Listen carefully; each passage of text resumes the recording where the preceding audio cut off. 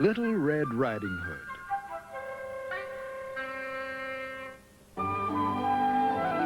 Once upon a time, a long time ago, a cozy cottage nestled near a forest, filled with sweet-smelling flowers, friendly animals, and some that were not so friendly. In the cottage lived a mother and her little girl who always wore a red cape with a hood. I'm so glad Grandmother made this cozy cape for me. The little girl wore the cape everywhere, so everyone, even her mother, called her Little Red Riding Hood. Coming, Mother. Your grandmother's not feeling well. I've packed a basket with fruit and cakes and honey. Would you like to take it to her? Oh, yes, Mother. Good. Your visits always cheer her up. But be careful. Stay on the path going through the forest and don't dawdle along the way. I won't, Mother. Goodbye. Grandmother's expecting you. And don't talk to strangers. To Grandmother's house, la la la, quick as a mouse, la la da da, through the trees. As Little Red Riding Hood skipped along the path, she didn't notice that someone was watching her until... Good morning, little girl, and where are you going on this fine day? Grandmother's. I'm going to visit Grandmother. Grandmother, yes, and where might she live?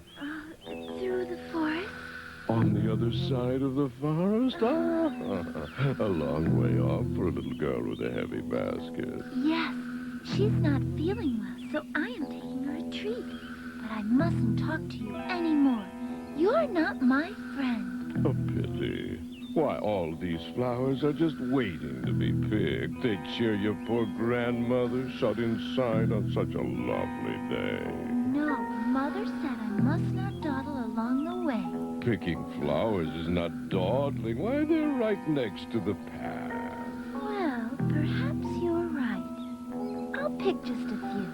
As soon as Little Red Riding Hood began to pick flowers, the wicked wolf sneaked off through the forest, past a woodcutter. I wonder where that crafty fellow is off to in such a hurry.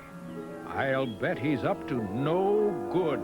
Oh, a silly old woman sick in bed, waiting for company with her door open, I bet. Oh, there's the old grandmother's house now. Who's there? It is I, your little grandchild. Speak up. I can't hear you. Just as I thought, deaf as a post. Your little granddaughter. I have brought you fruit, cakes, and honey. Oh, do come in, dear. I've been looking forward to your visit. Come in, come in. Now, my child, did you have a lovely walk? It's a wolf. Wolf slammed the door, pounced out of the bed, and snapped his jaws shut, swallowing Grandmother in one gulp. That was easy as stealing chickens. And the fun's not over yet. The little girl will be along soon, carefree as a bird. Now, if I dress up like Grandmother, I can get very close to her. Close enough for a bit of dessert. Now, to sound like Grandmother. Hello, dear. Hello. Hello, my dear. Yes, that's it.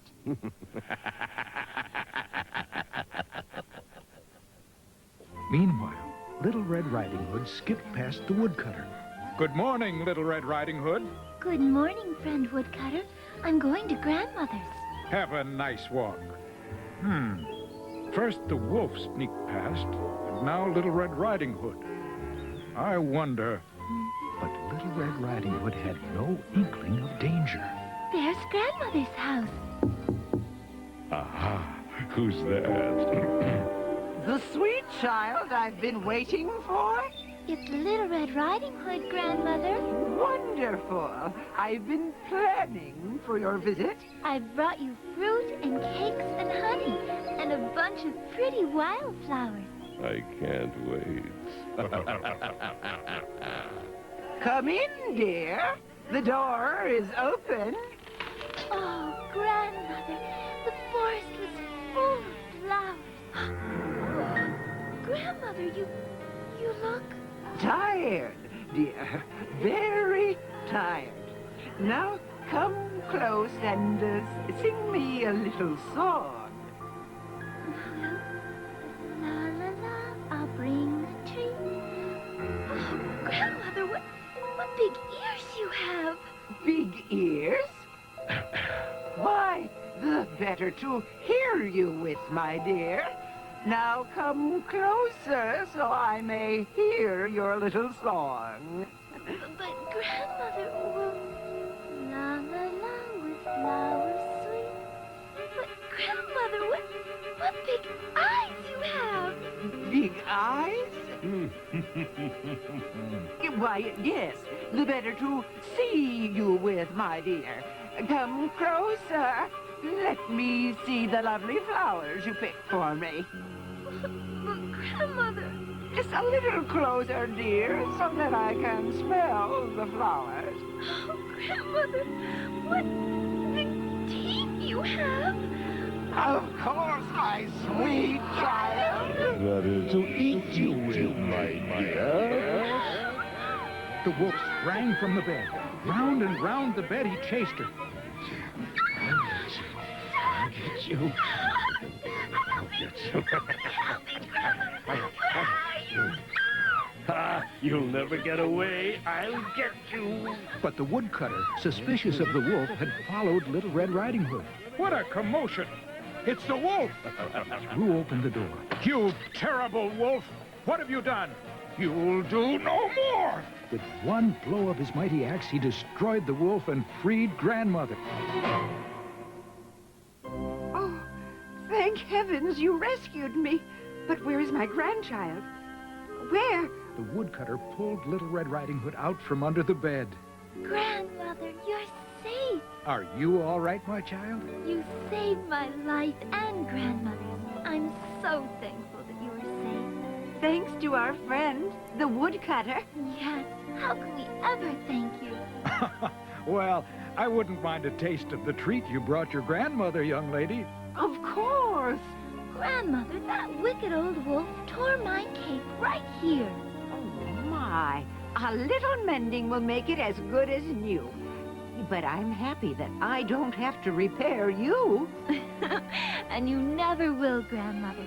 I will never dawdle in the forest again. Never. And I won't talk to strangers either. And so, Little Red Riding Hood, Grandmother, and the woodcutter sat down to feast on fruit and cakes and honey. And they all lived happily from that day on, never to be troubled by the wolf again.